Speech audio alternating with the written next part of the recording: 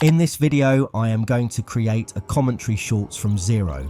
So watch it to get idea how this shorts are edited. So first I went on TikTok to find a video, then I found this reel where a fork was getting hit, then I downloaded it from TikTok video, download a website,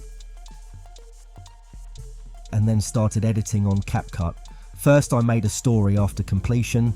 I again went on CapCut and generated the voice from there, only then matching it with the timeline.